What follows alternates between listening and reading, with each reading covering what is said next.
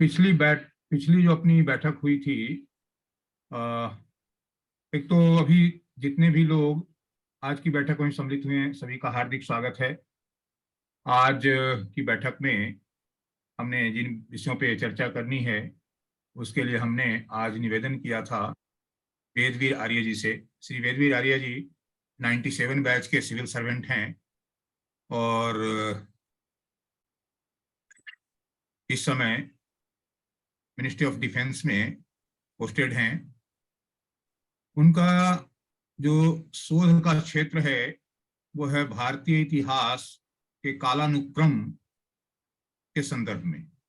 उन्होंने जो भारतीय वांग्मय में उपलब्ध एस्ट्रोनॉमिकल डेटा है उसके आधार पर उन्होंने शोध किया और शोध कर करके जो इतिहास के कालानुक्रम में जो विसंगतियां हैं उसको दूर करने का इन्होंने प्रयास किया। पिछली बैठक जब हमारी हो रही थी तो उसमें आदि गुरु शंकराचार्य और कुमारिल भट्ट के संदर्भ में चर्चा हुई थी। तो उसमें कालखंड को लेकर के कुछ विषय उठे थे। तो उसी दिन हम लोगों ने यह निर्णय लिया था कि हम इस विषय पर श्रीमान वेदवीर आर्य जी को आमंत्रित करेंगे और उनके द्वारा किए गए शोध के बारे में जानेंगे और उनके द्वारा कालानुक्रम की जो विसंगतियां हैं उनको दूर करने के लिए उन्होंने जो कुछ भी प्रयास किया है उसके बारे में हम अपना ज्ञानवर्धन करेंगे। ब्रजकिशोर जी यदि हमारी आवाज सुन रहे हैं तो कृपया, और मैं डॉक्टर सुनील त्रिपाठी से वे इसको रिकॉर्डिंग में लाएंगे ताकि जो लोग किसी कारण से नहीं आ पाए हैं तो बाद में इस विषय को सुन लेंगे। तो अब मैं श्रीमान वेदवीर आर्य से निवेदन करता हूं वे अपना विषय रखेंगे। वेदवीर जी, बाकी सभी लोग अपना म्यूट कर लेंगे। डॉक्टर रमानाथ पांडे जी से निवेदन करता हूं कि वे अपना म्यूट कर लें कृपया। आप सभी को नमस्कार। अरविंद जी, मुझे अगर आप होस्ट कर दे तो मैं कुछ शेयर कर सकता हूँ ना। अच्छा, तो डॉक्टर सुनील त्रिपाठी जी, ऐसा संभव हो सकता है क्या कि को होस्ट में डॉक्टर वेदवीर आर्य जी आ जाएं? डॉक्टर सुनील त्रिपाठी जी।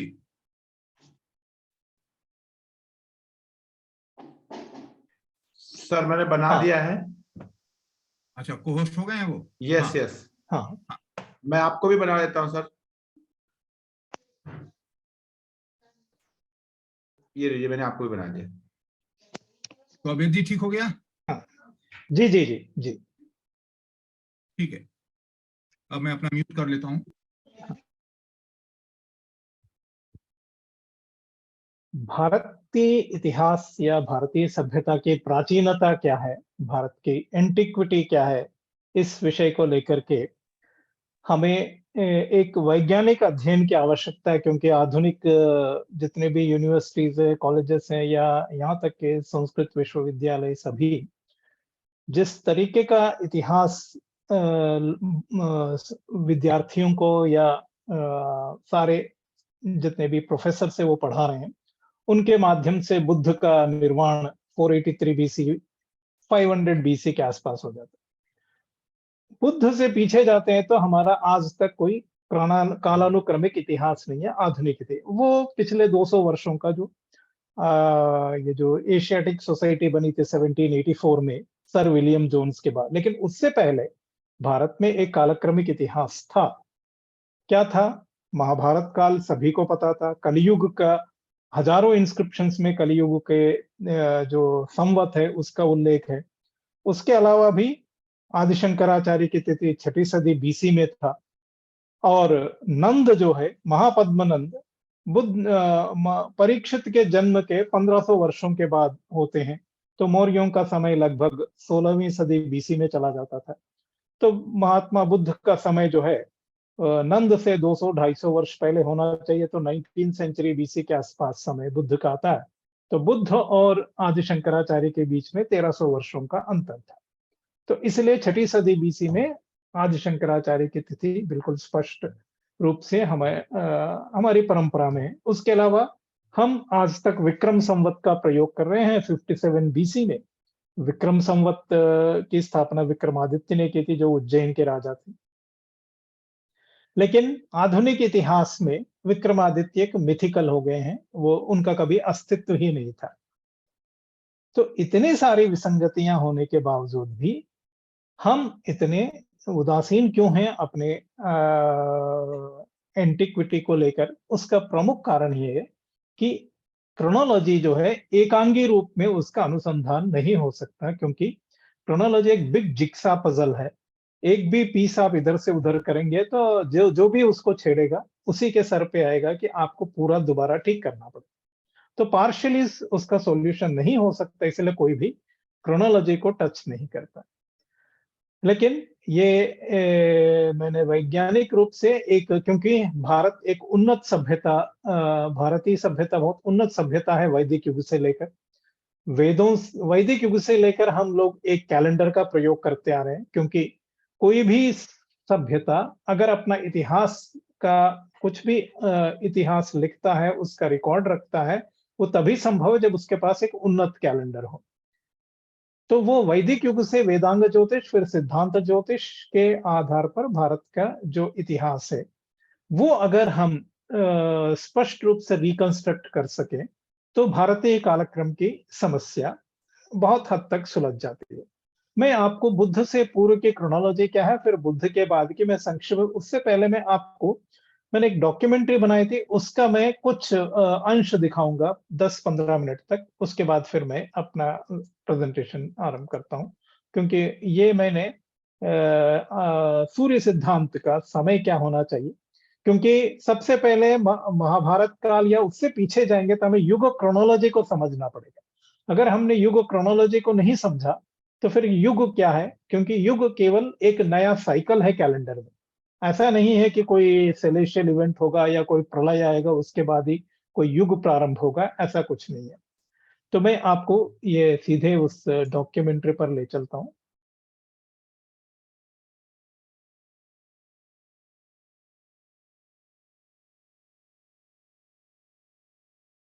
ये आप लोगों को सुनाई दे रहा है? बिल्कुल।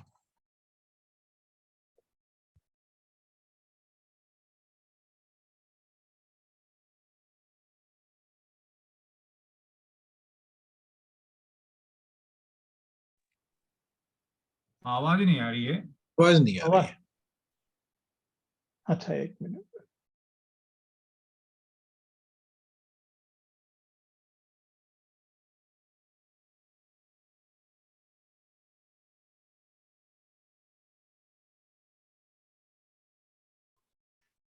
सर जब आप शेयर कर रहे हैं तो शेयर के साथ एक साउंड का बटन भी होगा नीचे, उसको टिक करना होगा। अच्छा अच्छा। हाँ देखिए, जब आप शेयर ऑप्शन लगा रहे हैं उसी समय जो भी हाँ आप हाँ वहां पे देखिए एक साउंड हाँ बटन होगा, प्लीज उसको भी हाँ, टिक। बिल्कुल बिल्कुल बिल्कुल, अभी है।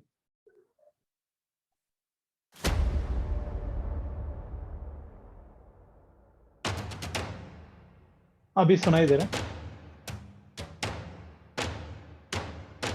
हाँ, अब सुनाई दे रहा है।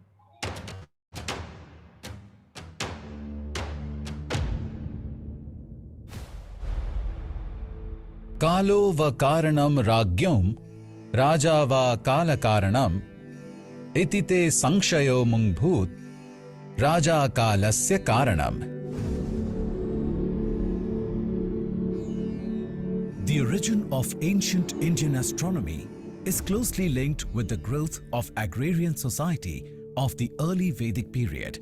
The Vedas indicate the knowledge of lunisolar calendar, intercalary month, and the division of the zodiac into 28 nakshatras. Later, it was Mayasura's Surya Siddhanta which had revolutionized Indian astronomy by introducing astronomical calculations based on spherical trigonometry and ushered in a new era of Siddhantic astronomy. According to Surya Siddhanta, Mayasura observed a rare conjunction of the sun, moon, and all planets, except their nodes and apsides were in conjunction in Aries, Mesha, on new moon day of Chaitra month at the end of the 28th Krita Yuga. Software simulations using the JPL Horizons ephemeris system established that such conjunction on Chaitra Shukla Pratipada occurred only once in the last 16,000 years.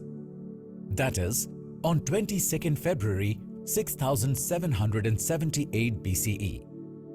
Evidently, Mayasura had personally observed this conjunction in 6778 BCE and referred to this conjunction as an epoch for his Surya Siddhanta. In the 57th verse of chapter 1, Mishado means that sun was in the first degree of Aries, and Madhyagataha means sun was in the middle of this conjunction of planets. The simulation shows that Venus, Saturn and Moon were located east of the sun, whereas Mercury, Mars and Jupiter were located west of the sun. The sun was in the first degree of Aries and in the middle of this 26-degree conjunction of all planets. The conjunction perfectly matches with the description given in the Surya Siddhanta. This rare conjunction occurred only once in the last 16,000 years.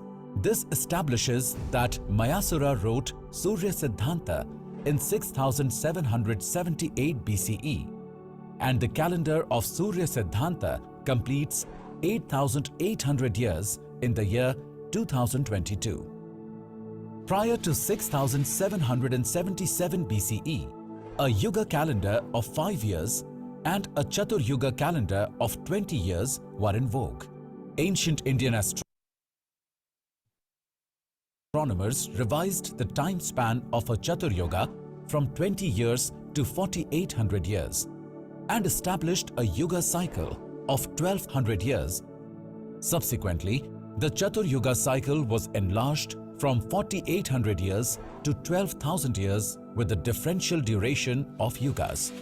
Before Mahabharata era, the time span of a yuga increased from 1200 years to 4,32,000 years, and that of a Chatur Yuga cycle increased from 12,000 years to 43,20,000 years, with an objective to facilitate accurate calendric and astronomical calculations in whole numbers.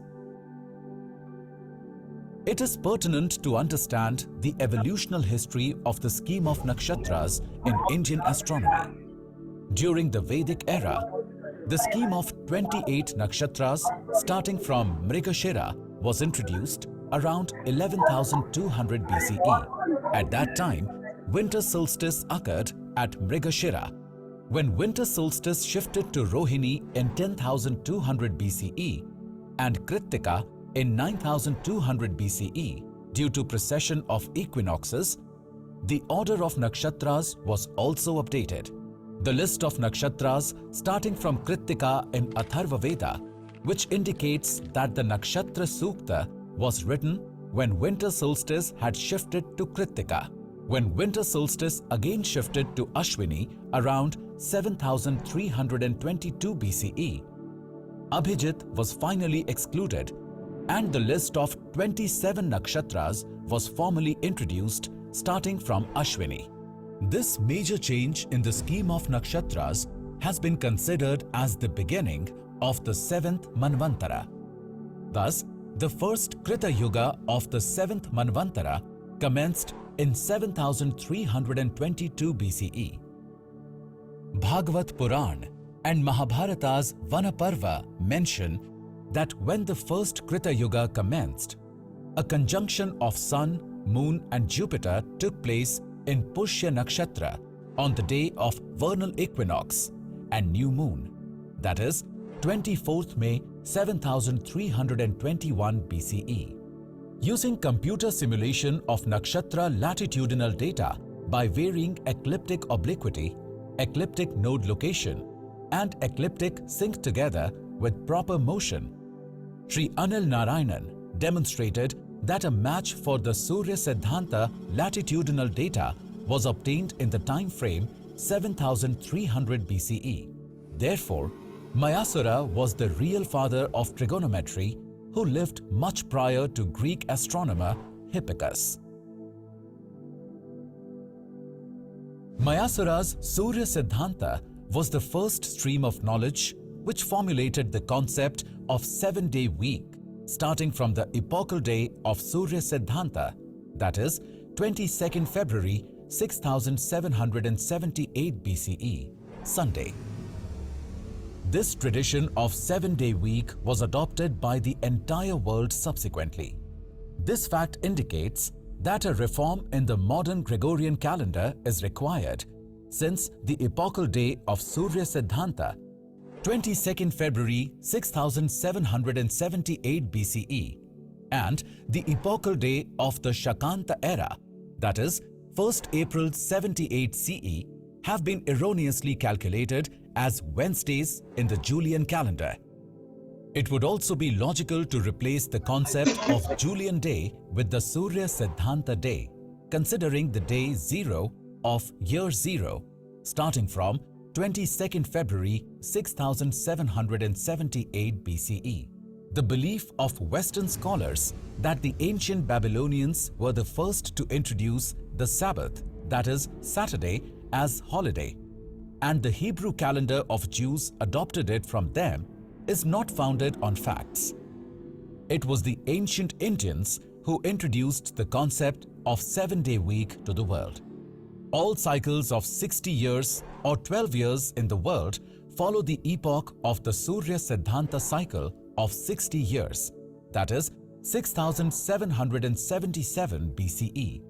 Abul Fazl mentions that an ancient Turkish era calendar, also known as Eighuri, was based on a 12-year cycle. Ancient China also used the 60-year cycle, and the first year of the current Chinese cycle was 1984 CE. The Chinese cycle of 60 years and the Turkish cycle of 12 years are based on the Indian epoch of 6777 BCE. Under influence of Surya Siddhanta, Brahma Siddhanta introduced the cycles of 12 years and 60 years starting from 6773 BCE. Thus, 6773 BCE was the first year in Brahma Siddhanta's 60-year cycle, whereas 6777 BCE was the first year in Surya Siddhanta's 60-year cycle. Presently, we are following the Brahma Siddhanta's 60-year cycle, and 1987 was the first year. Tibetans also followed the 60-year cycle of Brahma Siddhanta. Abul Fazl refers to an astrological era of creation that reckoned when all planets were in conjunction in Aries. The Arab astronomer Abu Mashar, in his book Kitab al-Qiranat, says that the world was created when the sun, moon, and all the 5 planets gathered at the first degree of Aries. He proposed cycles of events choosing the Yuga cycle of 1,80,000 years, similar to Mayasura's Surya Siddhanta. Al-Biruni states that Abu Mashar derived his conclusions from Indian sources. Abul Fazl mentions that 1,84,696 years have elapsed, starting from the epoch of astrological era of creation. Persian astronomers might have counted roughly 3,000 years from the epoch of the conjunction in Aries to the epoch of deluge in 3708 BCE. According to Varaha Mihra, a yuga of Mayasura's Surya Siddhanta had a duration of 1,80,000 years. It appears that astronomers multiplied 3,000 years by 60 and assumed that 1,80,000 astronomical years had elapsed by the time of deluge in 3708 BCE. If 3,000 civil years are added to the epoch of the deluge, the Persian epoch of the conjunction in Aries is exactly the conjunction of 6778 BCE recorded in Surya Siddhanta.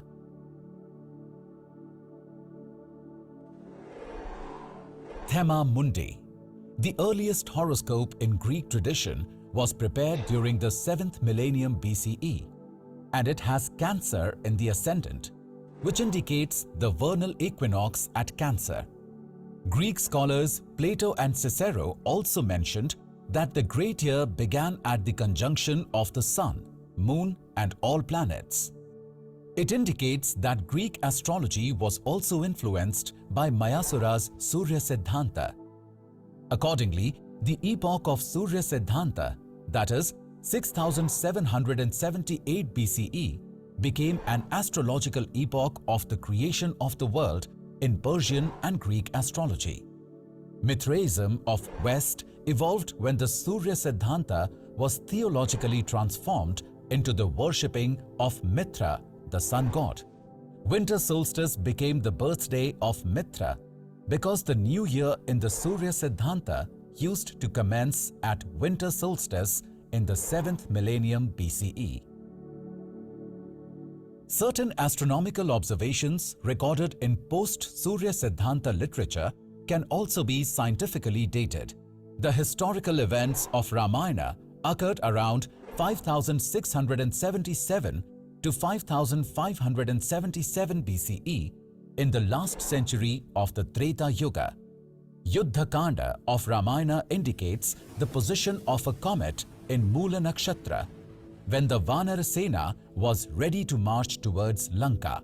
Ramayana describes that a comet touched the root of Mula Nakshatra, which was oppressed by a planet almost at the same time.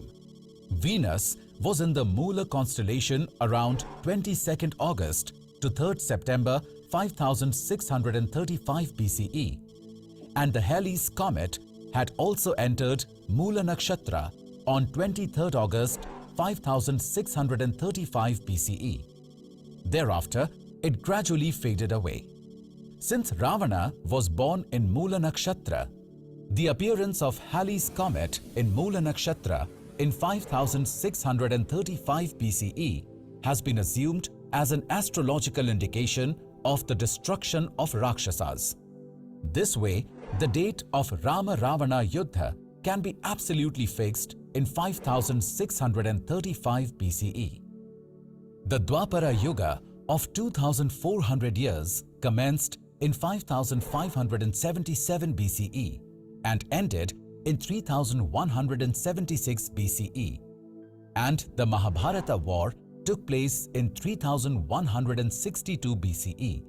The available text of Surya Siddhanta was written by Latadeva in 3101 BCE, based on Mayasura's Surya Siddhanta of 6778 BCE. Varaha Mihira's Pancha Siddhantika gives a summary of Mayasura's Surya Siddhanta. The main difference between these two Siddhantas is that Mayasura referred to a yuga of 1,80,000 years of Asura tradition, whereas Latadeva referred to a yuga of 4,32,000 years of Deva tradition. Interestingly, Latadeva observed a rough conjunction of all planets on Chaitra Shukla Pratipada, that is 18th February 3101 BCE, and compiled the text of Surya Siddhanta.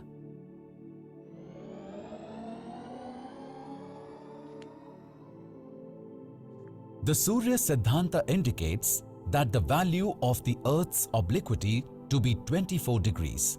The obliquity of Earth's axis was 24 degrees prior to 2900 BCE. Presently, the obliquity is around 23.4 degrees. Surya Siddhanta measured the latitude of Ujjain to be 24 degrees and established the latitude of Ujjain as prime meridian in 6778 BCE. Because Ujjain is geographically located at the point where the zero meridian of longitude and the Tropic of Cancer intersect. According to Latadeva, there were two pole stars in 3101 BCE. Thuban is part of Draco constellation, and it was the North Pole star around 3900 to 1800 BCE. Alpha Eridani or Achernar was the South Pole star around 3400 to 2000 BCE. Around 3400 BCE, Achernars's declination was 82 degrees 40 minutes, placing it within 7.5 degrees of the south celestial pole. Puranas give the description of the stars of Shishumara, that is, Draco constellation, and refer to the position of the North Pole star in the tail of Draco constellation. It is well known that Vyasa of Mahabharata era compiled Puranas in the 32nd century BCE. हाँ, ये इस documentary को आप पूरा देख सकते, तो मैं इसका लिंक में अरविंद जी को भेज दूंगा, वो आपसे शेयर कर लेंगे। ये विशेष रूप से कि हमारे जो जितने भी ग्रंथ हैं सूर्य सिद्धांत और भारतीय ज्योतिष शास्त्र के ग्रंथों में और पुराणों में, जहां पर भी कुछ ऐसे एस्ट्रोनॉमिकल ऑब्जर्वेशंस रिकॉर्डेड है जिनकी अगर हम डेटिंग करते तो वो 10,000 20,000 सालों में एक बार ऐसा हुआ है। जैसे मैंने ये सूर्य सिद्धांत में जिस कंजंक्शन की बात कर रहे हैं, उस कंजंक्शन के अगर आप आज से 20,000 साल पीछे तक आप कैलकुलेट करेंगे तो एक ही डेट आएगा, वो 22 फरवरी 6778, आज से 8,800 साल पहले। और जो लाटदेव जो हैं, जिन दो पोल स्टार की बात कर रहे हैं, वो डेटिंग केवल महाभारत काल का ही समय है, 3,400 से लेके 2,500 के बीसी के बीच में ही हो सकता है।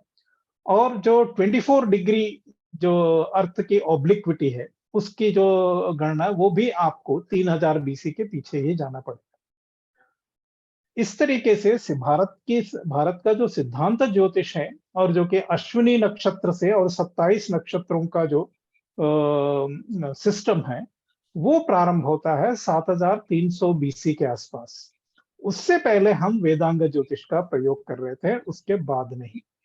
तो ये है भारतीय कैलेंडर को हमें वैदिक युग से लेके 7,300 तक हमें लाना पड़ेगा, जो वेदांग ज्योतिष है। और वेदांग ज्योतिष का ही जो है वो आएगा 6,778 बीसी तक।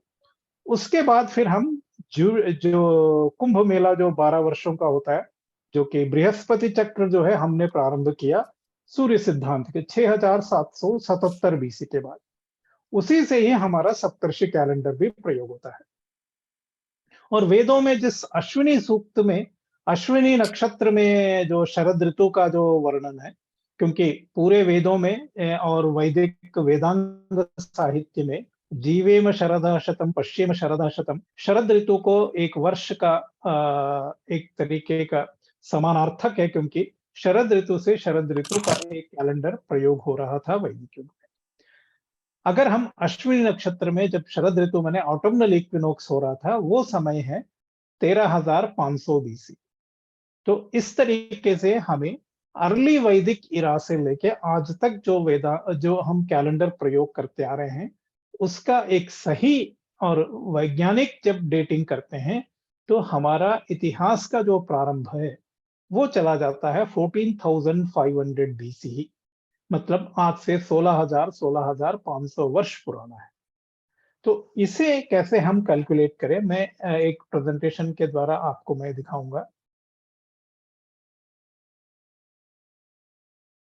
The Ashwini hymns of the 7th mandala. मैं उसे बंद कर देता हूं।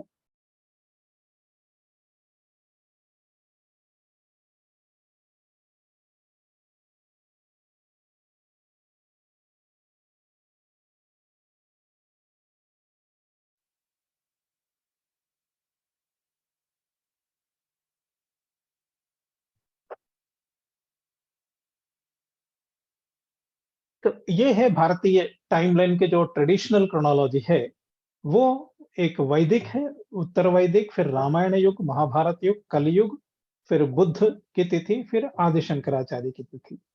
ये बहुत आवश्यक है, लेकिन हम इसका जब कालानुक्रमिक जब हम करेंगे तो किस तरीके से करेंगे, क्योंकि कुछ ऐसे युगक क्रोनोलॉजी को हमें समझना पड़ेगा। जैसे मयासुर ने कब सूर्य सिद्धांत लिखा, उन्होंने 28वें कृतयुग, 7वें मनवंतर के 28वां कृतयुग जब समाप्त हुआ तब लिखा था। इसी तरीके से भरत मुनि नाट्यशास्त्र में कह रहे हैं कि मैं वैवस्वत मनवंतर के त्रेता युग में नाट्यशास्त्र की रचना कर रहा हूं। और भगवान राम का जन्म और उनका जो त्रेता युग के अंतिम शताब्दी में हुआ था। फिर महाभारत द्वापर युग के अंत में और कलयुग के प्रारंभ में महाभारत युद्ध होता है, और अभी तक कलयुग 28वां कलयुग जो 7वें मनवंतर का चल रहा है। तो ये जो युग क्या है, क्या युग कोई जैसे डायनासोर का कोई युग होता है या कोई बहुत बड़ा जल प्रलय होता है, ऐसा कुछ नहीं है।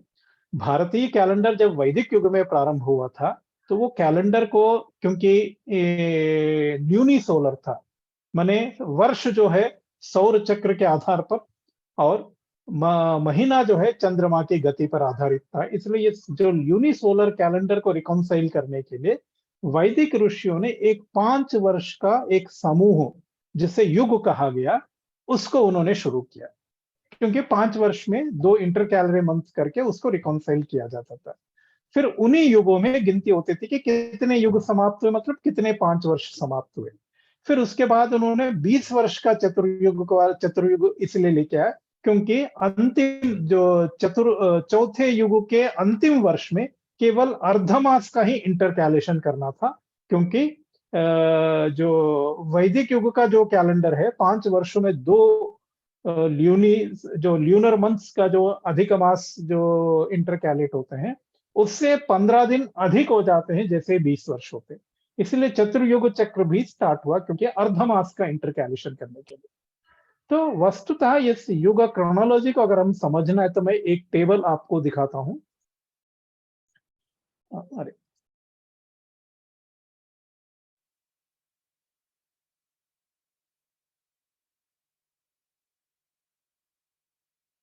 तो ये है सबसे पहले युग का, ये युग कालक्रम किस तरीके से हमारा विकसित हुआ। सबसे पहले वैदिक युग से लेकर के 6777 बीसी तक केवल 5 वर्ष का युग था और 20 वर्ष का चतुर्युग था। लेकिन जैसे ही सूर्य सिद्धांत की स्थापना मयासुर ने की, तब 12 वर्ष के चक्र पर आधारित एक चक्र लेना था, तो एक 1200 वर्षों का युग उन्होंने इंट्रोड्यूस किया। इसलिए क्या हुआ, त्रेता युग, क्योंकि सूर्य सिद्धांत के लिखने के 1 वर्ष में ही त्रेता युग का अंत हो गया था, तो त्रेता युग 1200 वर्षों का था। जैसे ही त्रेता युग अंत होने लगा, तब एक नया कॉन्सेप्ट आया, 12,000 वर्षों का जो चतुर्युग चक्र है, उसमें डिफरेंशियल ड्यूरेशन के आधार पर, इसलिए द्वापर युग में 2400 वर्ष रहे हैं। फिर उसके बाद उन्होंने क्या किया, 12,000 को 360 से मल्टीप्लाई किया, 43,20,000 ईयर। ये इसलिए किया गया क्योंकि जो गणना है, गणना में बहुत ही एक्यूरेसी चाहिए था, क्योंकि एक वर्ष में केवल 365 दिन नहीं होते, 365 दिन, कुछ घंटे, कुछ मिनट, कुछ सेकंड अतिरिक्त हैं। तो एक फ्रैक्शंस है, जब आप गणित में फ्रैक्शंस के साथ डील करते हैं, तो आपको एक नंबर का बेस अगर बड़ा करना पड़ेगा, ताकि आपकी गणना में एक्यूरेसी हो। इसीलिए युग के कालांतर को जब बढ़ाते चले गए, वो इसलिए बढ़ाते चले गए ताकि भारतीय कैलेंडर में और इंटरकैलेशन की पद्धति में एक्यूरेसी आता जाए। क्योंकि कैलेंडर में आप कुछ घंटों का समावेश नहीं कर सकते हैं, क्योंकि आप कोई एक दिन कैलेंडर में जोड़ सकते हैं या एक दिन को डिलीट कर सकते हैं, आप कुछ घंटों का इंटरकैलेशन नहीं हो सकता। यही कारण है कि एक इंटीजर में एक्यूरेट वैल्यू चाहिए था, इसलिए युगों की गिनती 43,20,000 तक हो। लेकिन ऐतिहासिक गणना हमें इसी के आधार पर करना है। 6777 बीसी तक हमें केवल 5 वर्ष और 20 वर्ष का चतुर्युग लेना है। उसके बाद 5577 तक हमें केवल 1200 वर्षों का युग लेना है। उसके बाद हमें डिफरेंशियल ड्यूरेशन आया, इसलिए द्वापर युग 2400 वर्षों का। इस तरीके से रामायण महाभारत के बीच में 2400 वर्षों का अंतर है। उसके बाद कलयुग अभी भी चला जा रहा है। क्यों चला जा रहा है? वो इसलिए क्योंकि हमने युग को 360 से मल्टीप्लाई किया, तो 4,32,000 वर्षों का हो गया, तो 5,000 से भी अधिक वर्ष समाप्त हो गए, फिर भी कलयुग निरंतर चल रहा है। ये युग केवल कैलेंडर में एक साइकिल का प्रारंभ है और कुछ नहीं है। तो ये मैंने आपको बता दिया, कृतयुगांत को हम कैसे एक्यूरेटली डेट कर सकते हैं। ये जो अस्मिन् कृतयुगस्यान्ते सर्वे मध्यगता ग्रहा, ये श्लोक है सूर्य सिद्धांत का। उसके बाद हमें ये कैसे युग कितने समाप्त हुए, तो हमें जो है 6777 से पहले 9185 वर्ष समाप्त थे, वो अगर ऐड करते हैं तो लगभग 16000 बीसी तक का एक समय आता है। तो हमने भारतीयों ने एक कैलेंडर या काल गणना कितने वर्ष समाप्त हुए इसकी गिनती कम से कम 16000 बीसी से प्रारंभ किया होगा। तो इसके आधार पर मैंने ना भारतीय कालक्रम की जो गणना की, एक प्रोटो वैदिक पीरियड है, क्योंकि 16000 से 14500 बीसी के बीच में उस समय जो भी कैलेंडर रहा है, लेकिन 14500 बीसी के आसपास ब्रह्मा, स्वयंभू मनु और ध्रुव, उनका जो समय है उस समय इसलिए प्रमुख है कि उस समय भारतीय कैलेंडर को एस्ट्रोनॉमिकल ऑब्जर्वेशन के साथ जोड़ दिया गया था। क्योंकि जैसे भारतीय ज्योतिष जो है संपूर्ण रूप से एस्ट्रोनॉमिकल ऑब्जर्वेशन पर निर्भर है। जैसे चंद्रमा की हर दिन जितना मूव करता है वो हमारे लिए तिथि है। तो इस तरीके से एस्ट्रोनॉमिकल ऑब्जर्वेशन के आधार पर एक भारतीय कैलेंडर का प्रारंभ 14500 से होता है। 13500 वो है जो वैदिक युग में जब शरद ऋतु का कैलेंडर का प्रारंभ हुआ। तो इस तरीके से हमें वेदों का जो कंपाइलेशन का समय आ जाता है 11500 से 10000, आज से लगभग 13000 साल पहले। उसके बाद पोस्ट वैदिक पीरियड है, फिर त्रेता युग का समय 1200 वर्षों का, फिर रामायण युग है 5677 से 5577, फिर द्वापर युग 2400 वर्षों का, फिर महाभारत वार 3162 बीसी में, फिर कलियुग। तो ये है भारतीय क्रोनोलॉजी। लेकिन जब महाभारत के बाद हम भारतीय क्रोनोलॉजी की बात करते हैं तो ट्रेडिशनल क्रोनोलॉजी क्या कहता है? महाभारत 32nd सेंचुरी बीसी में हुआ। महात्मा बुद्ध का जन्म और निर्वाण वो 80 वर्षों का था, वो 1944 से 1864 बीसी। महापद्मनंद महाभारत काल के 1500 वर्षों के बाद उनका राज्याभिषेक होता है। इस तरीके से मौर्यों का समय आता है। और बुद्ध और आदि शंकराचार्य के बीच में 1300 वर्षों का अंतर है, इसलिए आदि शंकराचार्य का समय लगभग 6th सेंचुरी बीसी में दिया गया है। लेकिन आधुनिक इतिहासकार क्या करते हैं? महाभारत काल का उनको कोई मतलब नहीं, क्योंकि उनको आज तक समझ में नहीं आया कि वो इतिहास है कि एक कहानी है। तो ये स्पष्ट रूप से कि वो महाभारत को वो इतिहास नहीं मानते आज तक, यहाँ तक कि भारत सरकार भी नहीं मानता, क्योंकि वो पढ़ाते ही नहीं है। तो जब फिर उनका ऑफिशियल वर्जन वही माना जाएगा जो उनके यूनिवर्सिटीज पढ़ाए जा रहे हैं। तो बुद्ध का समय निर्धारित हो गया 563 483 बीसी, फिर महापद्मनंद 350, मौर्य 3। ये जो नई जो ये डिस्टोर्टेड क्रोनोलॉजी कहाँ से आया, उसका प्रमुख उसके दोष क्या है? ये लगभग भारतीय क्रोनोलॉजी में 1380 वर्षों का एक गंभीर क्रोनोलॉजिकल गलती है, जब बुद्ध की डेटिंग और आदि शंकराचार्य की डेटिंग करते हैं। तो जैसे ही हम प्रथम सदी बीसी में आते हैं तो हमारी परंपरा यह है कि विक्रमादित्य 57 बीसी संवत को प्रारंभ किया, तो उनका जन्म भविष्य पुराण के आधार पर कलयुग के 3000वें वर्ष में होता है। तो 101 बीसी में उनका जन्म होता है। वो लगभग 100 वर्षों तक जीवित रहे। तो विक्रमादित्य की सभा में वराह मिहिर, कालिदास, ये दोनों उपस्थित थे।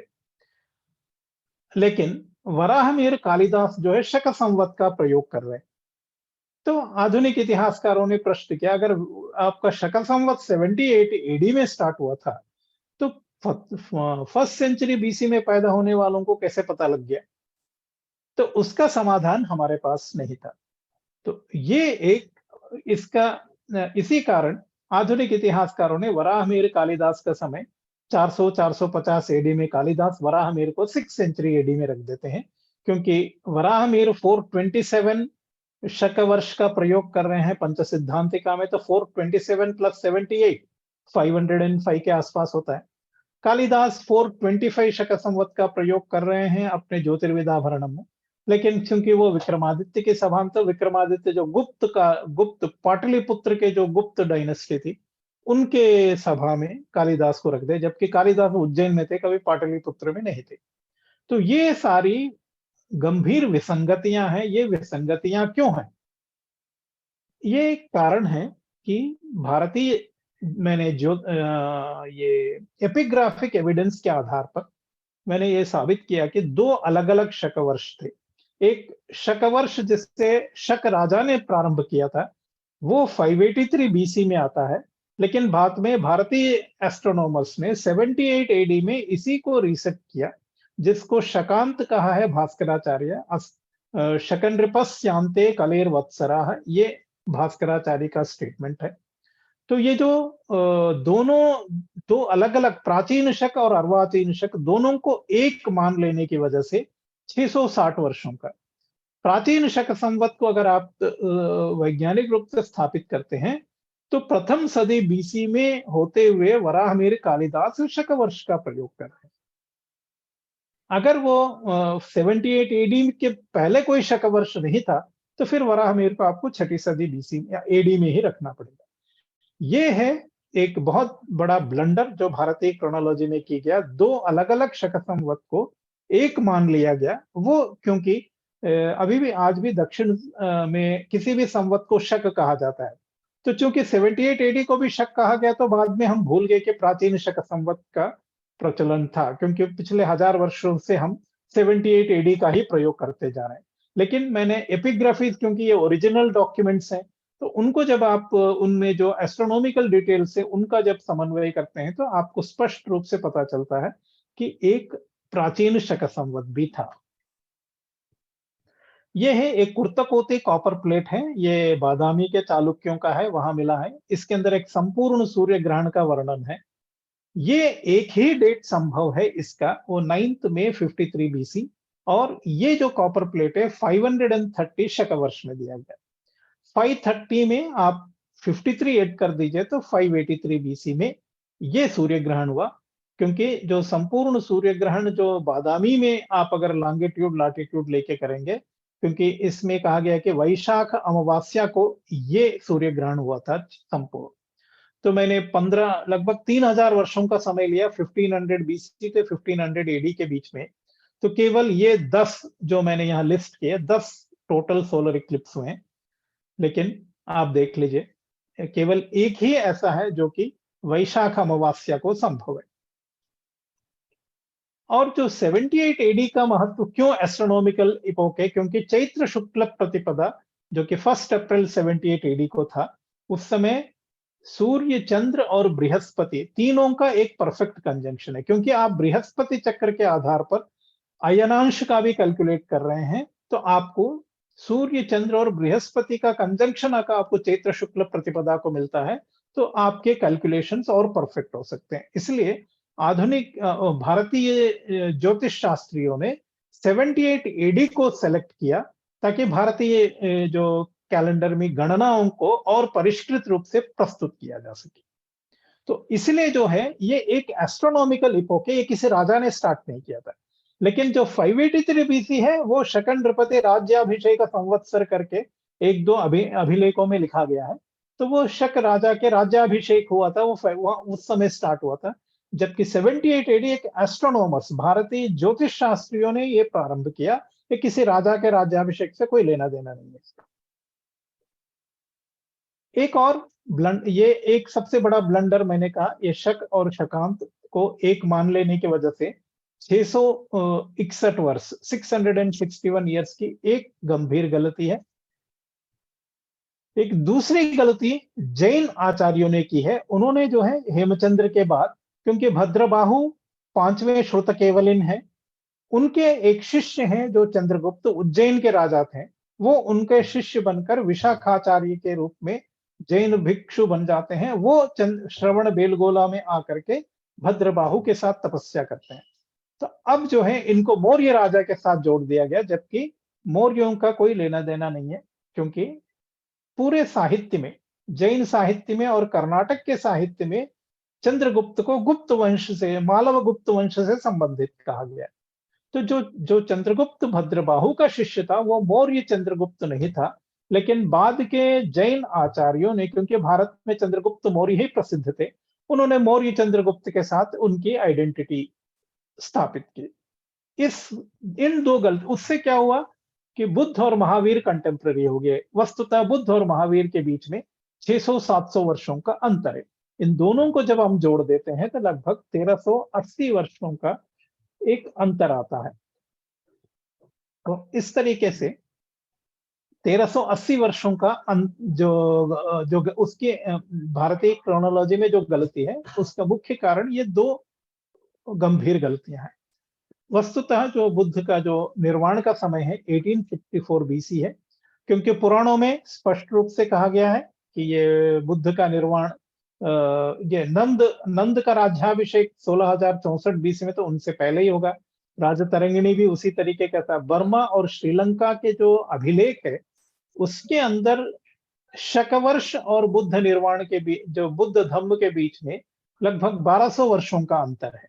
इसको आधुनिक इतिहासकारों ने उसको बर्मीज इपोक करके कहा, लेकिन सारे जितने भी अभिलेख हैं बर्मा श्रीलंका में वो शकवर्ष शकराज ईयर के रूप में ही उल्लेख है। कहीं पर भी बर्मा के किसी अन्य संवत का कोई उल्लेख नहीं है।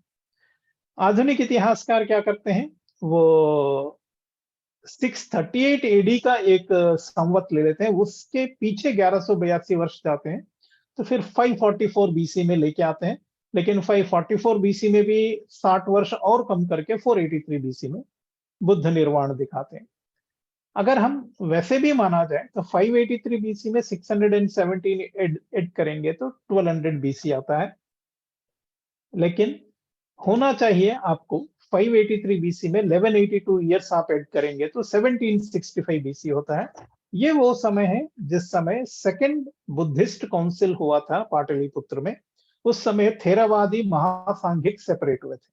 तो थेरावादी जो है, क्योंकि बर्मा श्रीलंका के थेरावादी बुद्धिस्ट हैं, वो अपने आप को सबसे परिष्कृत और ओरिजिनल बुद्धिस्ट के रूप में प्रचारित करते हैं। तो उन्होंने सेकंड बुद्धिस्ट काउंसिल को ही इपोक मान करके बुधवर्ष या बुद्ध धम्म वर्ष का प्रयोग किया है। आपको केवल 100 वर्ष और ऐड करना है, जिससे जो है आपको बुद्ध निर्वाण का समय आएगा, क्योंकि सेकंड बुद्धिस्ट काउंसिल बुद्ध निर्वाण के 100 वर्ष के बाद हुआ था। इस प्रकार मैंने बुद्ध निर्वाण का और बहुत सारे एविडेंसेस को मैं अभी प्रस्तुत नहीं कर पाऊंगा यहाँ पर, समय कमी के बाद। तो आधुनिक इतिहासकार क्या करते, क्योंकि एक अशोक का उल्लेख आता है बुद्ध निर्वाण के 100 वर्ष के बाद, जबकि महावंश, दीपवंश और बर्मीज में कहा जाता है 236 ईयर्स के बाद आता है। ये दोनों सही है, क्योंकि जिस अशोक की बात अशोक का राज्याभिषेक कहा जा रहा है बुद्ध निर्वाण के 100 वर्ष के बाद, वो है कालाशोक, जबकि मौर्य अशोक जो है वो 2018 वर्ष है, वो सेकंड बुद्धिस्ट काउंसिल के बाद आता है। तो दोनों का आप समन्वय कर सकते हैं। आधुनिक इतिहासकार किसी को रिजेक्ट करना पड़ता है, दोनों का समन्वय नहीं कर पाते हैं।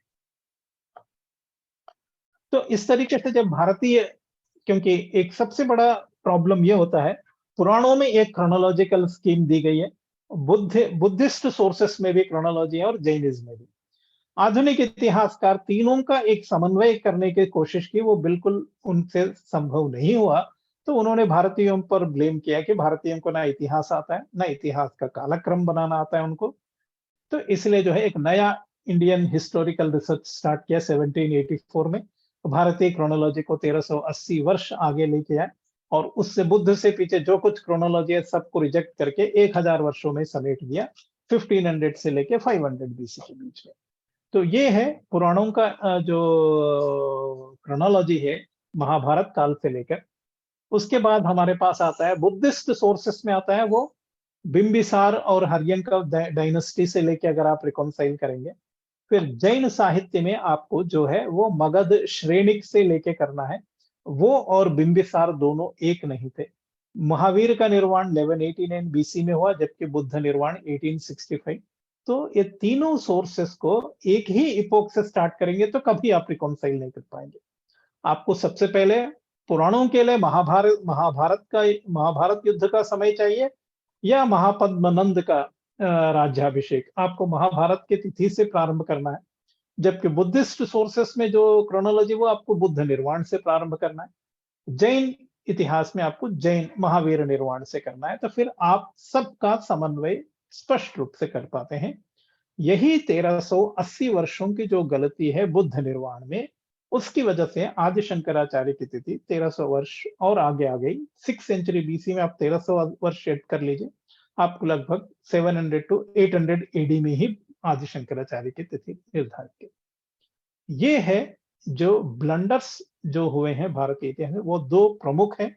एक शकवर्ष प्राचीन और अर्वाचीन को एक मान लेना, और भद्रबाहु के शिष्य चंद्रगुप्त को चंद्रगुप्त मानना।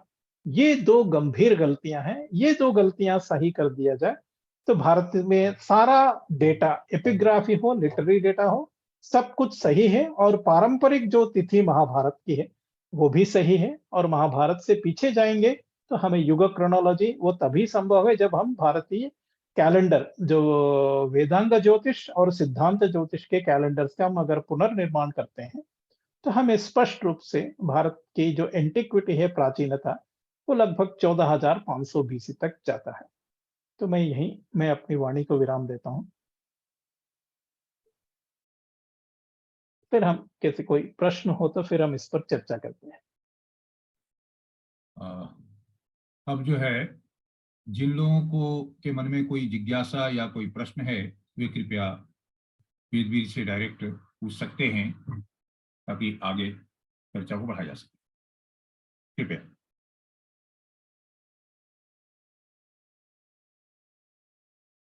हेलो अरविंद जी, आवाज आ रही है? आपकी आवाज नहीं आ रही मेरे को। आपकी आवाज आ रही है? आपकी आ रही है? जी हाँ, आपका विषय रखें। हाँ, मैं पूछना चाहूंगा कुछ एक दो चीज। जी जी। सर, आपने बड़ा अच्छा डाटा दिया है। मैं इसमें दो चीज, एक तो अपना सुझाव देना चाहूंगा और एक प्रश्न पूछना चाहूंगा। मेरा सुझाव यही है कि जो इस तरह की जो मीटिंग होती है हम लोगों की, उसमें ये डॉक्यूमेंट्री पिक्चर दिखाना जो है ना, वो उचित इसलिए नहीं है।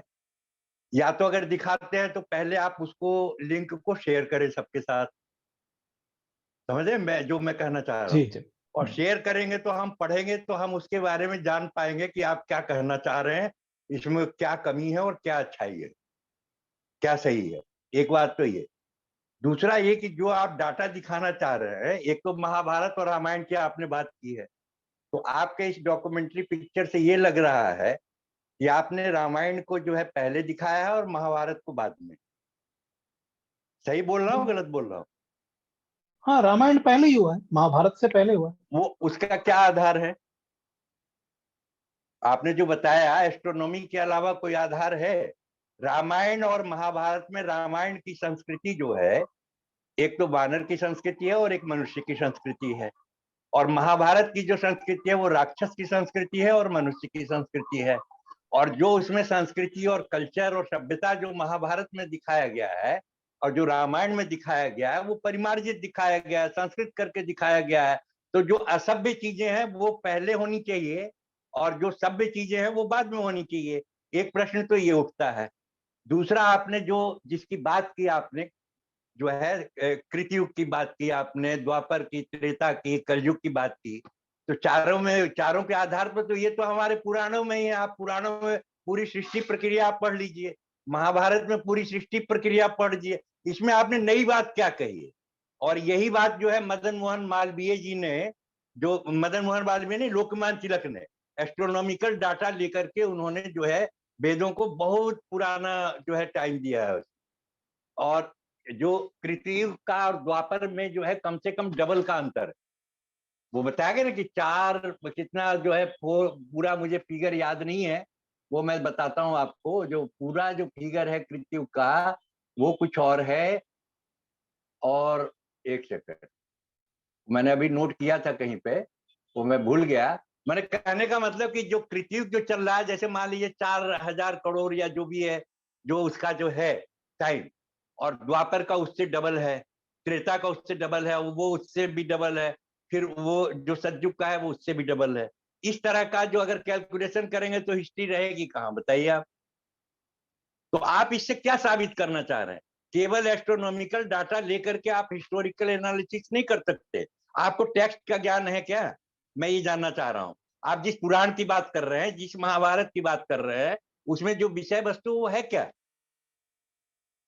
मेरा कहने का मतलब कि लिटरेरिकल, तो अब कालिदास की आपने बात की, विक्रमादित्य के टाइम में कालिदास का जो नाटक अगर पढ़ेंगे आप, तो अभिज्ञान शाकुंतलम में प्राकृत भाषा है, उसके भी कई सारे भेद हैं। प्रोसेनी प्राकृत है, पैशाचिक प्राकृत है, लास्ट में उसमें अपभ्रंश की भी छाया आती है। तो आपको ये देखना पड़ेगा कि लिटरेरिकल सोर्सेज में जो भाषा है, प्राकृत भाषा है, और जो अपभ्रंश की छाया है, वो कौन से काल में है।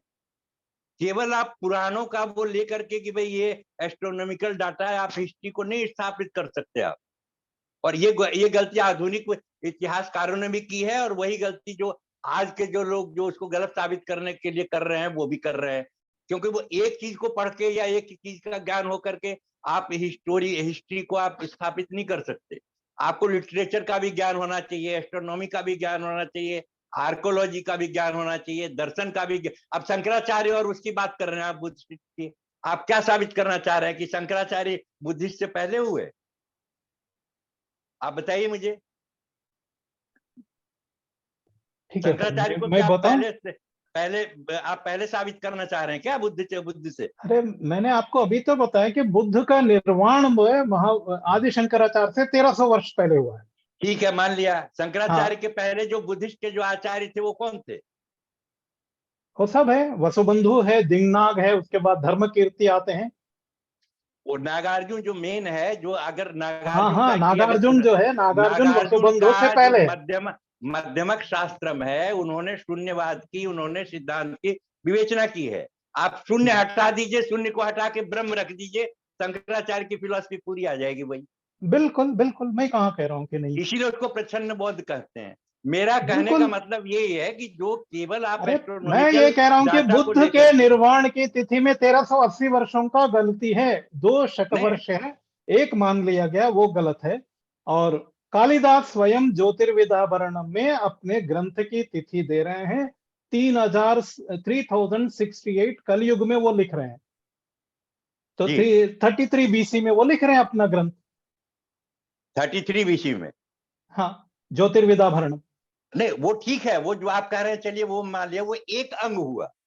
मैं जो दूसरी बात कह रहा हूं, एक मैं अंग कह की रहा हूं कि बात जो नहीं है, क्योंकि हाँ, क्रोनोलॉजी जो है, क्रोनोलॉजी में सारा डेटा, जितना भी क्रोनोलॉजिकल डेटा अवेलेबल है, बुद्ध निर्वाण से लेके हमारे पास एपिग्राफी भी है, लिटरेरी डेटा भी है, सबका समन्वय करते हैं, तो एक बहुत ही परिष्कृत और तथ्यात्मक और सटीक क्रोनोलॉजी हमें मिलती है।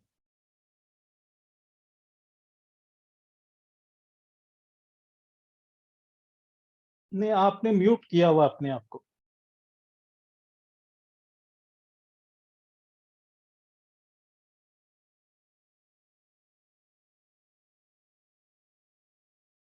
नहीं, आई थिंक उन्होंने अपने आप को म्यूट किया हुआ है।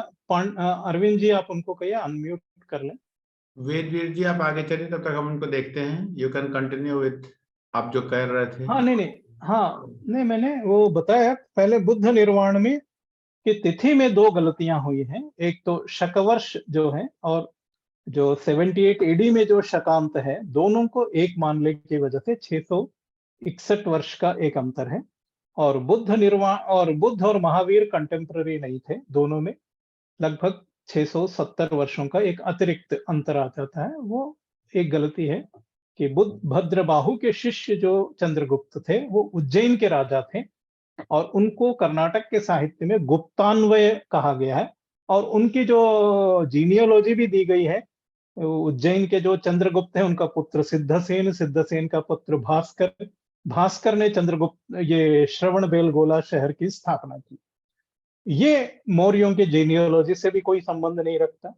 और जो बहुत सारे जो क्रोनोलॉजिकल गलतियां हैं, वो भी इस प्रकार क्यों होती है, क्योंकि महावीर और बुद्ध को समकालीन मान लेने की वजह से एक जो वो इन 2 गलतियों की वजह से 1380 वर्षों का एक गलती है भारतीय, वो सही करते हैं तो महाभारत से लेके आज तक जो क्रोनोलॉजी पुराणों में, बुद्धिस्ट सोर्सेस में और जैन सोर्सेस में दोगे, वो सही हो जाता है। अब क्रोनोलॉजी पीछे जाने की, महाभारत से पीछे अगर 200-300 करोड़ वर्षों पूर्व था, तो 300 करोड़ वर्षों का इतिहास आपके पास होना चाहिए वैज्ञानिक रूप से। और इतना, अगर आप एक कैलेंडर की तिथियां किस तरीके से करते हैं, क्योंकि आपको एक वैज्ञानिक तरीके से भारत की क्रोनोलॉजी स्थापित करनी है, नहीं तो जो क्योंकि वेदों में, ब्राह्मण ग्रंथों में और आरण्यकों में कहीं भी लाखों करोड़ों वर्षों का उल्लेख बिल्कुल नहीं।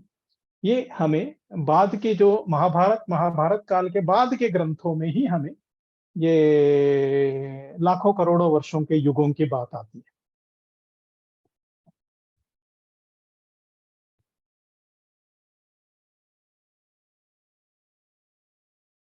और किन्हीं को कुछ कोई प्रश्न? आशुतोष जी। नमस्कार सर, एक बात पूछनी थी, 2-3 बातें पूछनी थी सर। जी जी। अच्छा, ये जो मायासुर था या लंका का था क्या? नहीं नहीं, ये जो है ना, एक वैदिक युग में देव और असुर जो हैं वो एक तरह के कजन्स थे। तो ये जो असुर परंपरा में जो पैदा मय जो है, ये एक हो सकता है ये श्रीलंका और जब बहुत सारे असुर सूर्य हाँ। सिद्धांत में लंका के बहुत सारे रेफरेंसेज आते हैं, इसलिए मुझे हाँ हाँ, वो इसलिए कहा जाता है, लंका शब्द जो है उसमें जो लिया गया है वो जो है जैसे इक्वेटर है। भारत में क्या किया गया है कि जो भी हमारे जो लैटिट्यूड है और लॉन्गिट्यूड है उसकी पहचान किसी शहर को लेके की गई। तो भारत के जो दक्षिण का सबसे बड़ा छोर, क्योंकि जिस समय मयासुर हुए थे उस समय श्रीलंका भारत का ही भाग था, वो अभी समुद्र में नहीं डूबा था। जो धनुषकोडी और तलैमन्नार के बीच में जो जगह थी उस समय, आज से अगर 6000 बीसी के पीछे जाएंगे तो श्रीलंका द्वीप ही नहीं था। श्रीलंका और तमिलनाडु दोनों जुड़े हुए थे, आप आराम से चल के जा सकते थे श्रीलंका में।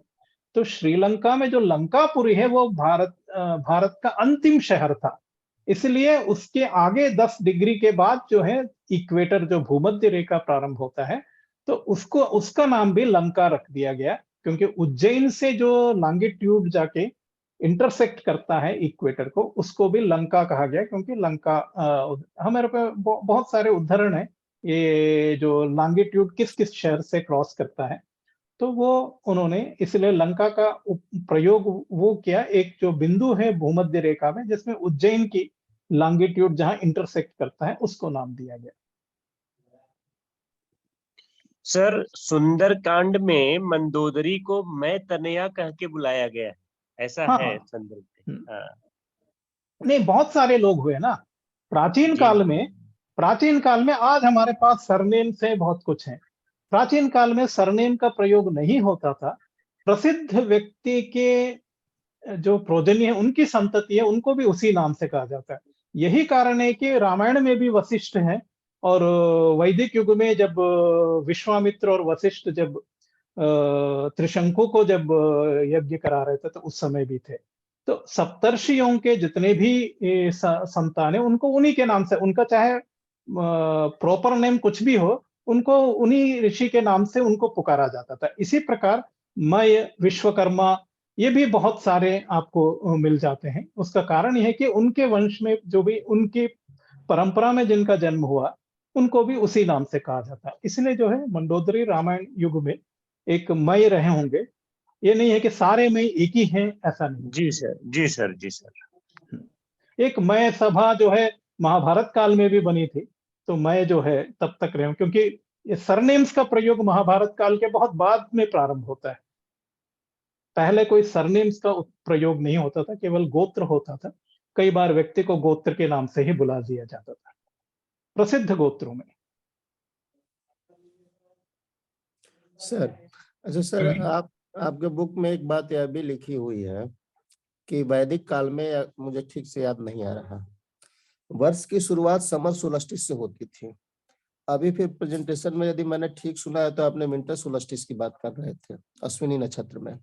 हाँ, ये थोड़ा सा कंसेप्ट समझा दीजिए हम लोगों को कि ये सोलस्टिस बदलते क्यों हैं। कभी अश्विनी नक्षत्र में समर सोलस्टिस हुआ, कभी मान लीजिए हाँ, दूसरे नक्षत्र में हुआ, कभी तीसरे नक्षत्र में हुआ। ये परिवर्तन क्यों होता है? हाँ, ये है ना, आपको एक प्रिसेशन जो फिनोमिना है उसको समझना पड़ेगा। क्योंकि क्या होता है कि ये जो ऋतु है, ऋतु चक्र जो है वो सूर्य का जो भ्रमण है उस पर आधारित है। वो चंद्रमा से लेना देना नहीं।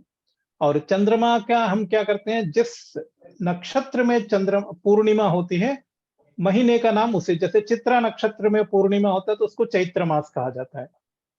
विशाखा नक्षत्र में पूर्णिमा अगर होती है तो उसे वैशाख मास कहा जाता है।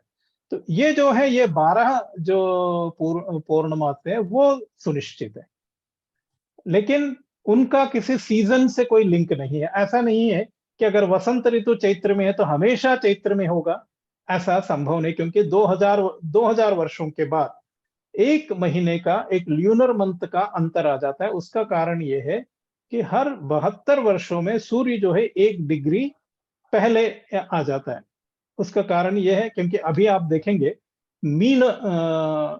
ये जो मीन राशि में आजकल ये वसंत ऋतु का प्रारंभ हो, जो वर्नल इक्विनॉक्स है, पहले जो है अश्विनी नक्षत्र मेष राशि के प्रथम डिग्री में होता था, आज वो नहीं होता है। तो ये है 1000 वर्षों में सूर्य जो है एक नक्षत्र जो है वो एक तरीके से देखा जाए तो पीछे चला जाता है, पीछे नहीं, एक्चुअली आगे चला जाता है। तो ये है प्रिसेशन का कारण। तो वो 2600 वर्षों में फिर दोबारा आएगा। तो वैदिक अगर 13500 वर्ष पहले, आज से 15500 वर्ष पहले जब शरद ऋतु का प्रारंभ होता था, तब चैत्र मास प्रारंभ हो रहा था। तो ये है हाँ, तो क्योंकि ये जो इक्विनॉक्सेस है वो हर 1000 वर्षों में 13.5 डिग्री जो है वो उनका प्रिसेशन हो जाता है। और ये कोई इसका कारण यही है कि जैसे पृथ्वी और सूर्य एक बिंदु से अगर प्रारंभ करके जब 365 दिन के बाद आते हैं तो एक ही टाइम में पहुंचना चाहिए, ऐसा नहीं होता। सूर्य जो है 20 मिनट पहले पहुंच जाता है, पृथ्वी 20 मिनट लेट हो जाती है। तो इस वजह से क्या होता है कि 72 वर्षों में सूर्य जो है एक दिन पहले पहुंच जाता है। तो एक दिन मतलब 1 डिग्री 360 डिग्री।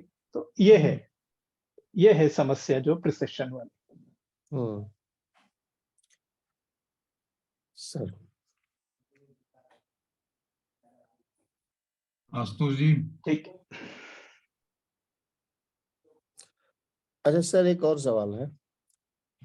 अभी हाँ। आपने बताया था कि गौतम बुद्ध और आदि शंकराचार्य के बीच 1300 कुछ वर्षों का अंतर है। तो गौतम बुद्ध और महावीर समकालीन नहीं है, तो इसका मतलब है कि महावीर पहले रहे होंगे, गौतम बुद्ध बाद में रहे होंगे? नहीं, गौतम बुद्ध के 670 वर्षों के बाद वो महावीर का निर्वाण जो है वो शक वर्ष से आधारित है। शक वर्ष से 605 वर्ष पहले 583 बीसी में 605 वर्ष ऐड कर दीजिए तो 1189 बीसी में महावीर का निर्वाण होता है, जबकि बुद्ध का निर्वाण 1864 बीसी में हो रहा है। तो ये अंतर है दोनों में, क्योंकि बुद्ध का निर्वाण और शक वर्ष के बीच में लगभग 1282 ईयर्स का डिफरेंस है, जबकि महावीर निर्वाण शक वर्ष से 605 वर्ष पहले। अच्छा, और आदि शंकराचार्य का क्या काल रहा होगा? हाँ, आदि शंकराचार्य 6वीं सदी भी ये ना वो क्लियरली एग्जैक्ट डेट दिया हुआ है, जो हमारे शंकराचार्य पीठ है कांची और भी साहित्यों में। उसका लगभग नंदन संवत्सर में उनका होता है। वो आपको अगर युधिष्ठिर संवत का अगर आप सही ढंग से आकलन करें तो मैंने जो निर्धारित किया है 568 बीसी में उनका जन्म होता है। 536 बीसी में जो है उनका एक तरीके से मोक्ष प्राप्ति वाला समय तो कुमारिल भट्ट और मंडन मिश्र का काल जो है आदि शंकराचार्य के समय ही समझा जाए ना? हाँ, नहीं, ये एक समस्या है जिसमें मंडन मिश्र जो है, क्योंकि ये जो 2 शंकराचार्य हुए हैं, क्योंकि वैसे हुए तो 5 जिनको शंकराचार्य के नाम, जैसे अभिनव शंकर, कृपा शंकर, उज्ज्वल शंकर, इन 5 शंकराचार्यों की बात की जाती। एक और शंकराचार्य हैं बहुत, जिन्होंने दिग्विजय यात्रा की थी, वो विक्रमादित्य के 16वें वर्ष, विक्रम संवत के 16वें वर्ष में उनका जन्म होता है, 44 बीसी के आसपास। 44 बीसी, अच्छा। हाँ, क्योंकि आप अगर देखेंगे एक श्लोक, ये देव्यापराध स्तोत्र में, मया पंचाशीतेरधिकम अपनीते तो वयसी, वो कह रहे कि मैं 85 ईयर्स ओल्ड होने के बाद ये लिख रहा हूँ। तो आदि शंकराचार्य तो 82-85 वर्ष तो जीवित नहीं रहे। हम्म, तो कोई और शंकराचार्य है जो उस स्तोत्र को लिख रहे हैं। तो ये अच्छा। एक कालक्रमिक जो शक वाली प्रॉब्लम की वजह से इन दोनों जो शंकराचार्य हैं दोनों को एक माना गया। और दूसरा जो शंकर विजय में जो कहा जाता है कि शंकराचार्य जो है भगंदर व्याधि से पीड़ित थे, लेकिन 32 वर्ष का नवयुवक कभी उस व्याधि से पीड़ित है, ये एज ओल्ड वाले का प्रॉब्लम है ज्यादा। आदि शंकराचार्य को तो या तो जैन या किसी बौद्ध द्वारा विष की वजह से उनका निधन हुआ होगा, लेकिन जिस तरीके से पीड़ित दिखाया गया है शंकर विजय में, वो 32 वर्ष के युवक को हो नहीं सकता वो वाली व्याधि। तो कुछ चीजें जो है मिक्सअप हो गई हैं ड्यू टू ये जो शकांत के जो 660 वर्षों की जो गड़बड़ी है, इस वजह से जो है शंकर पूरी दिग्विजय वाले श्रृंगेरी की परंपरा भी 1st सेंचुरी बीसी में ही था, लेकिन बाद में अभी 50, 60, 70 वर्षों से वो जो है आदि शंकराचार्य को 788 एडी में ही मानने लगे। तो शंकर दिग्विजय वाले शंकर जो है 64 बीसी में। नहीं, उन्होंने मिक्सअप किया हुआ है दो कहानियों को, क्योंकि 32 वर्ष था वो बहुत ही प्रसिद्ध था। लेकिन उसके बाद क्या हुआ कि जैसे आप देखेंगे कि बहुत सारे उनके अंदर दंडी का भी उल्लेख कर रहे हैं, यहाँ तक कि जो श्रीहर्ष कई सारे जो हैं। तो मंडन मिश्र का समय ये द्वितीय शंकराचार्य के समय ही हो सकता है। प्रथम शंकराचार्य समय विश्व रूप थे माहिष्मति में, जहां पर आदि शंकराचार्य का उनके साथ डिबेट हुआ था, और मंडन मिश्र के साथ बनारस में हुआ था। अच्छा, हाँ।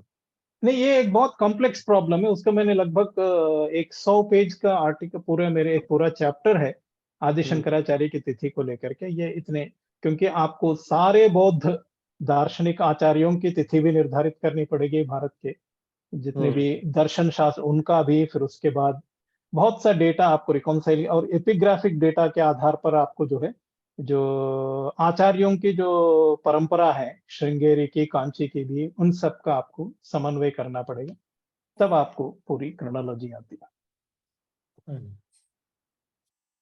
ठीक है सर जी। अच्छा अरविंद जी, फिर मैं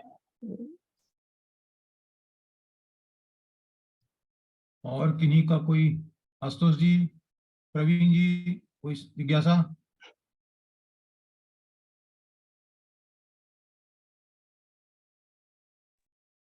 नहीं नहीं, बहुत अच्छे ढंग से इन्होंने बताया है। आज संयोग से मुझे इधर नालंदा में जाकर के वो देखने का मौका मिला, तो हम लोग इसी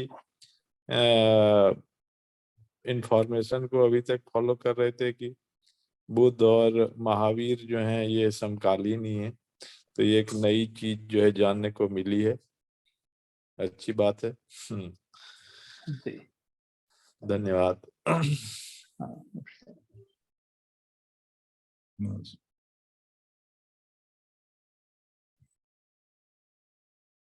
प्रवीण जी, आप तो इतिहास से जुड़े हैं? नहीं। आज बहुत ही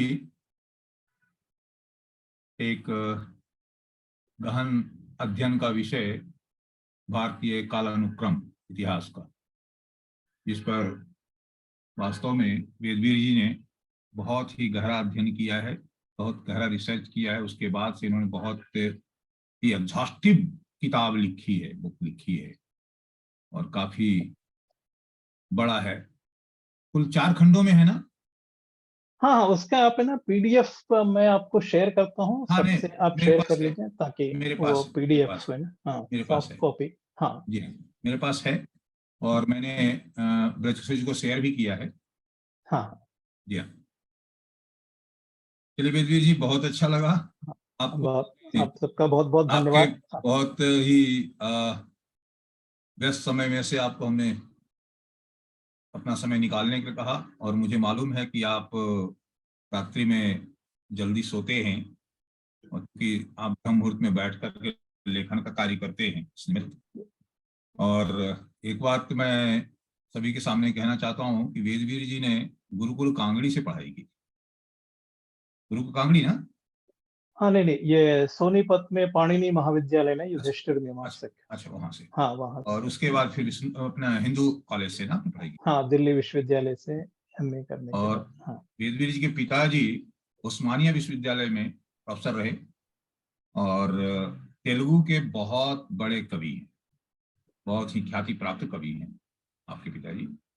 और आपके साथ तो हमारा बहुत ही गहरा संबंध है, तो इसीलिए मैंने आपसे निवेदन किया कि आज आप रहें, क्योंकि पिछले दिनों जब आचार्य शंकर और उन पर चर्चा हो रही थी तो ये कालानुक्रम की बात आई थी, इसलिए मैंने आपसे निवेदन किया था।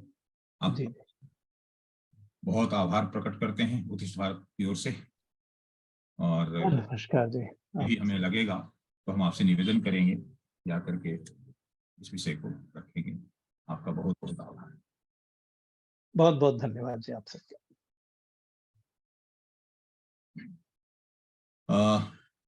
पंकज जी नहीं आ पाए, बृहस्पति जी लगता है ना? आ गए हैं सर। अच्छा, आ गए। अच्छा अच्छा, जी। तो अब आगे का, क्योंकि अब तो वेदवीर जी चले गए, अब आगे हम लोग जरा जी, हम अपने सुन रहे थे ना? चलिए, जी जी तो आगे संगठन के बारे में कुछ चर्चा कर लें। जी, जैसी आपकी आज्ञा। नहीं, जैसा मतलब लगता है कि समय है तो अभी तो है, आधा घंटा समय है। 15-20 मिनट के अंदर। जी जी जी बिल्कुल। तो आप ही जरा इस विषय को थोड़ा सा देखिए। आज कुछ नए लोग हमारे साथ जुड़े हैं इसमें, रहते हैं बुलंदशहर में, रहते हैं दिल्ली में। अब सुनील जी हैं? सुनील जी, डॉक्टर सुनील त्रिपाठी जी? हाँ, हैं तो जरूर। हाँ जी सर, मैं हूँ। हाँ, तो अब चाहे तो आप रिकॉर्डिंग बंद कर सकते हैं, क्योंकि अब तो संगठन की बातें हो रही हैं।